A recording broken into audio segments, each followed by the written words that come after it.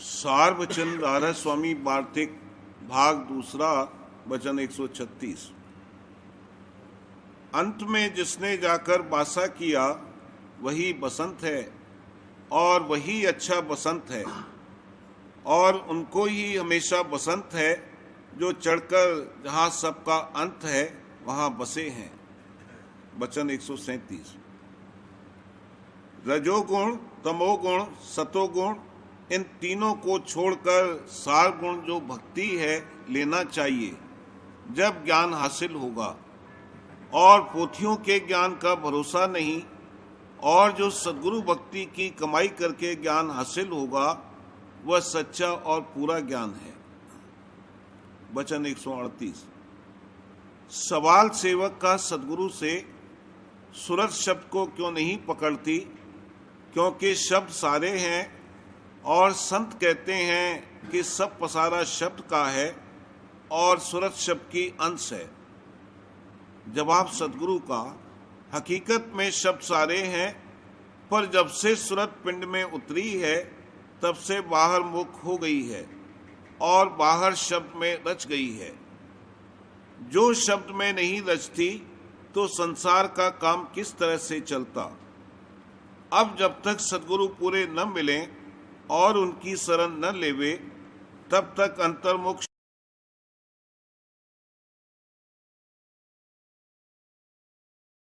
संसार में फंस गई है। ऐसे ही जब सतगुरु की और उनके सत्संग की शरण लेगी तब इस संसार के जाल से निकलेगी। वचन 139। इस वक्त में मन के निर्मल करने के लिए सिवाय सतगुरु और नाम की भक्ति के और कोई उपाय और जुगत नहीं है। और जो लोग तीर्थ और व्रत और जतन वास्ते निर्मल करने मन के कर रहे हैं सो उनसे कुछ फायदा नहीं होगा। यह सच है कि सद्गुरु पूरे का मिलना मुश्किल है, पर खोजी और संस्कारी को सहज में मिल जाते हैं। वचन 140।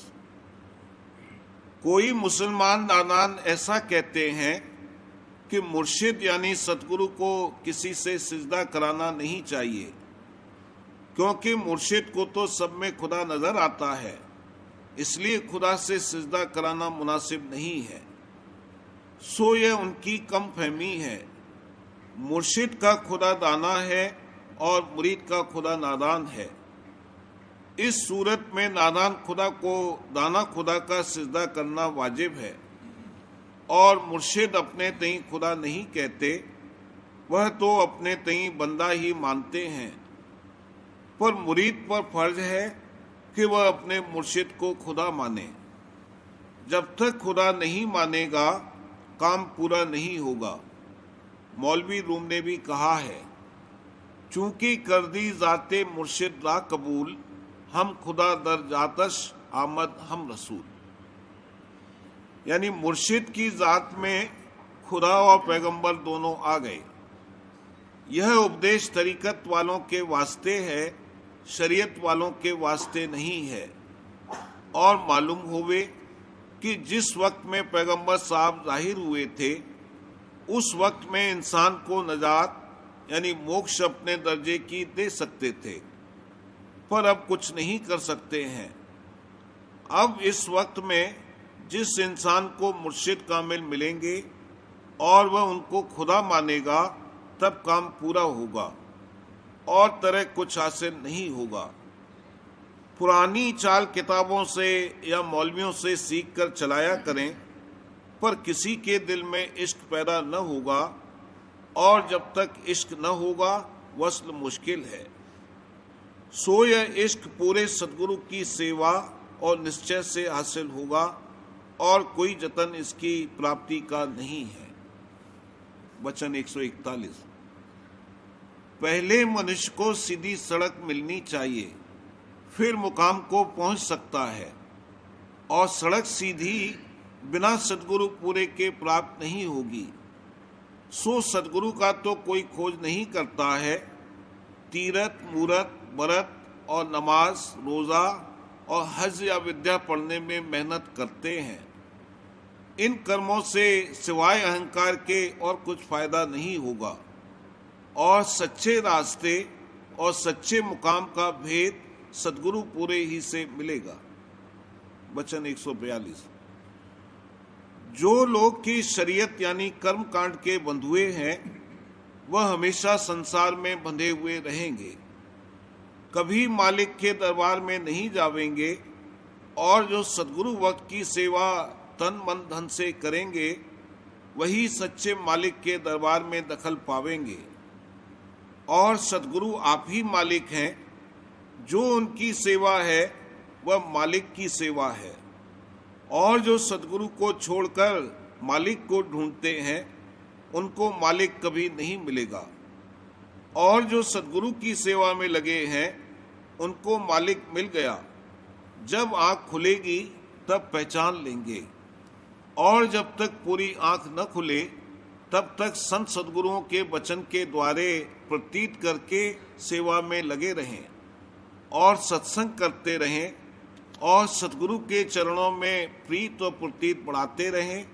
एक दिन सब भेद खुल जावेगा। वचन 143। मुख्य जतन सद्गुरु वक्त की सेवा है, इसी से अंतःकरण शुद्ध होगा। जब अंतःकरण शुद्ध हो गया तभी बख्शिश नाम की होगी। इस वास्ते जो सद्गुरु की सेवा में लगे हैं उन्हीं पर सद्गुरु की कृपा है। वचन 144।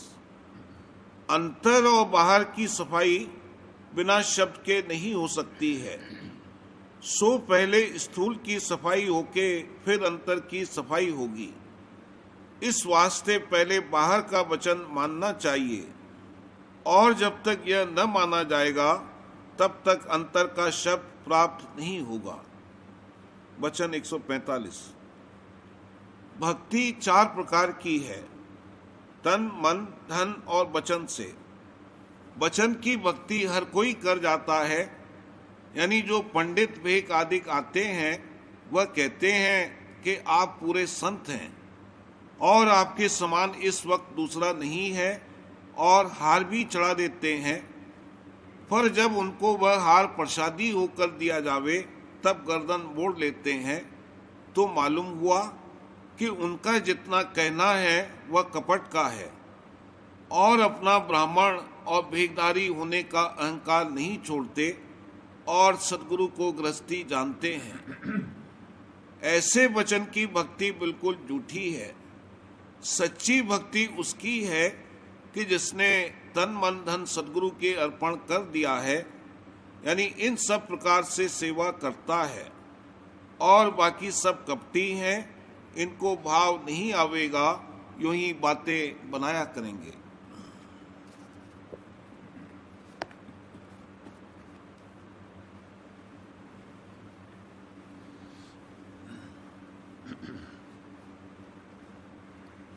वचन महाराज साहब, वचन 48वां। बगैर परिचय के प्रतीत नहीं होती और बगैर मदद पूरे गुरु के अंतर में हरगिज कोई चल नहीं सकता। साध संग की महिमा अपार है। जब तक अंतर में कोई पर्चा नहीं मिला है तब तक जो प्रतीत है वो काबिल एतबार के नहीं है, और जो परमार्थी कार्रवाई है वो सब टेक में दाखिल है। दुनिया नाशमान है, यहाँ की कोई चीज भरोसे के लायक नहीं है। धन दौलत सब यहाँ ही रह जाता है, मौत के वक्त कुछ भी काम नहीं आता है। रूस के बादशाह का बेटा कहीं जंगल में एक बुढ़िया औरत की झोंपड़ी में जाकर मरा था। ये कोई इत्तेफाकिया नहीं हुआ था, सब में मसलहत है। अब देखिए, रूस के बादशाह के बराबर कोई रुए जमीन पर नहीं है। उसके लड़के का ये हाल हुआ कि कुछ भी यहाँ का सामान काम न आया तो और लोगों की क्या हैसियत है। जब तक तजुर्बा नहीं है तब तक प्रीत जैसी चाहिए वैसी हरगिज नहीं आती है।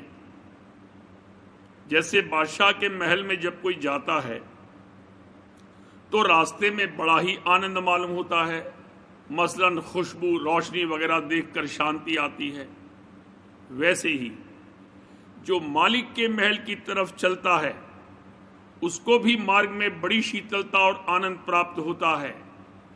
शब्दों की झनकार सुनकर, अमृत की वर्षा से शीतल होकर, अमी आहार करके, प्रकाश देखकर चलने वाली सूरत निहायत ही मगन होती है और अपना भाग सराहती है। अंतर में चलने के लिए साथी जरूर होना चाहिए, यानी बगैर पूरे गुरु के किसी की ताकत नहीं कि काल कर्म से मुकाबला कर सके। इसलिए सदगुरु की मदद निहायत ही दरकार है। अकेला अंतर में हरगिज कोई नहीं जा सकता है। जो तू घट में चालन हार, चलने वाला संग ले यार। जो गुरु परख न पावे घट में, तो मत जाए अकेला बट में। रस्ते में है काल का घेरा, शब्द सुना दुख दे है घनेरा। अभ्यासी को कहे पुकारी, शब्द सुनो आओ शरण हमारी। जैसे कोई बादशाह या अमीर किसी को इनाम दे, मसलन जागीर बख्शे, तो पहले उसके लिए हुक्म देता है और बाद इसके वो चीज मिलती है, और जब मिलती है तब ऐनुल यकीन होता है। वैसे यहां भी जब कोई अंतर में पर्चा मिलता है तब थोड़ी सी शांति होती है। जब नाम की बख्शिश होती है तब ऐनुल यकीन होता है, और जब जात से जात मिलकर तद्रूप होता है तब हक्कुल यकीन होता है। राधा स्वामी दयाल जीवों को अब गोया न्योता दे रहे हैं कि अपने घर को चलो। कहें राधा स्वामी यह तुमको, चलो सतलोक दू न्योता। जीवों को सतलोक ले जाने के लिए गोया शब्द रूपी रेल राधा स्वामी दयाल ने जारी कर दी है। जो कोई चाहे वो टिकट लेकर बैठ सकता है। सच्चे और खोजी जन को चाहिए कि अपनी जांच करे कि परमार्थ जो हम कमा रहे हैं उससे हमको क्या फायदा हुआ। अगर नहीं है तो जरूर और तलाश करनी चाहिए। जैसे लड़के मदरसे में पढ़ते हैं तो वे अपनी जांच करते हैं कि क्या हमको हासिल हुआ, या जो दवा करते हैं वो भी देखते हैं। अगर एक दवा से फायदा नहीं हुआ तो दूसरी दवा करते हैं। या जैसे दुकानदार अपने नफे नुकसान की जांच करते हैं, वैसे ही परमार्थी को भी चाहिए कि जिस मजहब में वो है उससे अगर फायदा न होवे तो दूसरे मजहब की तलाश करे।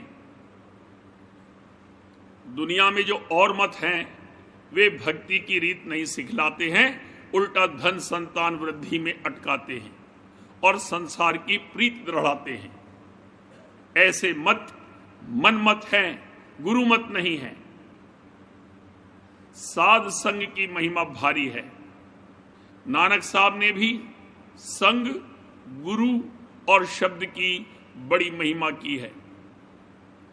गगन मंडल में आसर बैसे, अनहद नाद बजावे। कहे नानक तिस साध की महिमा वेद कतेब न पावे। जैसे जल में कमल निरालम मुर्गा भी निशाने। सुरत शब्द भवसागर तरिए नानक नाम बखाने। घर में घर दिखलाए दे सो सदगुरु पुरुष सुजान। पंच शब्द धुन धुनकार धुन तहां बाजे शब्द निशान। सत्य पुरुष जिन जानिया सदगुरु तिसका नाव। तिसके संग शिष ऊधरे नानक हरि गुण गाओ। संत सरन जो जन पड़े सो जन उधरन हार। संत की निंदा नानका बहुत बहुर अवतार। साध चरण के धो धो पी अरब साध को अपना जी। साध की धूर से कर स्नान साध के ऊपर जा कुर्बान। साध सेवा बड़भागी पाए साध संग हरि कीरत गाए। अनेक विघन ते साधु राखे हरि गुण गाय अमृत रस चाखे, ओटा गहे संत दर आया, सर्व सुख नानक ते पाया। जैसे संसार में बिना उस्ताद के कोई काम नहीं हो सकता, वैसे ही परमार्थ में भी पूरे गुरु की जरूरत है। बगैर मदद पूरे गुरु के ये मन हरगिज अपनी बदमाशी से बाज नहीं आता। मन मिस्ल जंगली बंदर के है कि जब तक वो किसी उस्ताद के तले नहीं आता तब तक दुरुस्त नहीं होता। यानी जब तक मन गुरु की शरण में नहीं आवेगा तब तक सीधा नहीं होगा और न प्रीत प्रतीत के साथ कार्रवाई करेगा। कोई तरह ये मन नहीं हाथ आएगा, पूरे गुरु की छाया से मर जाएगा। इसलिए दामन को तू उनके पकड़, छोड़ मत ए यार उसको धर जकड़।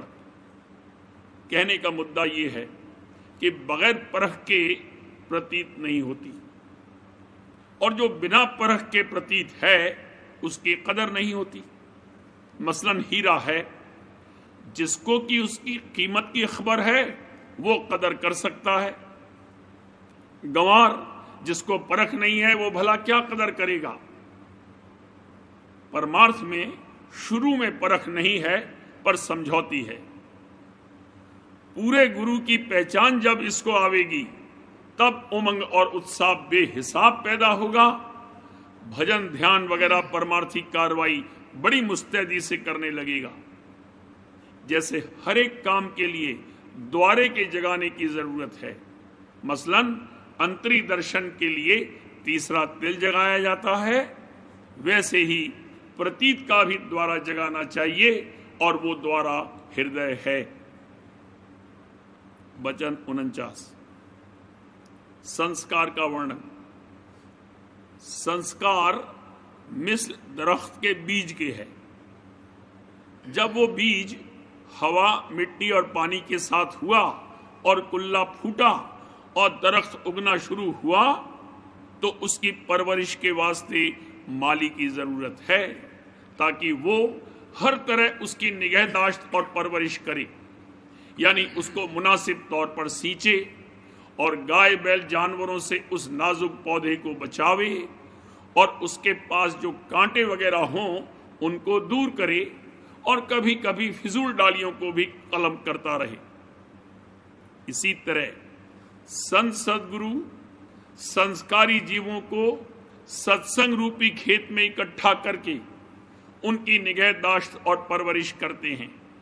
यानी काल कर्म से उनको बचाते हैं और जो विकारी अंग उनमें मौजूद होते हैं उनको साफ करते हैं और कभी कभी रोग सोग दुख आदि लाकर उनके अंदरूनी विकारों को छांटते हैं।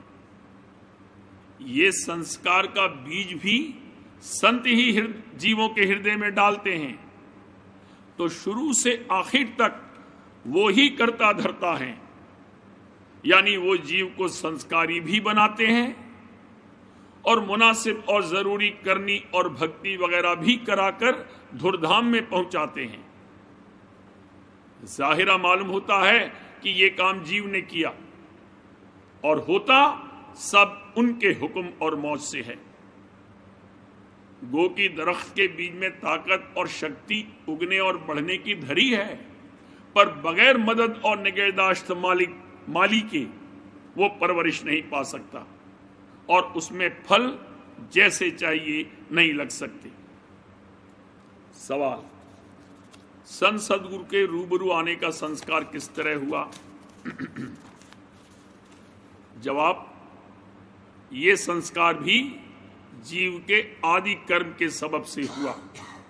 यानी जिन जीवों में की सूरत अंग ज्यादा है वो जीव संत सद्गुरु के सामने आते हैं और फिर उनमें भक्ति का बीज डाला जाता है।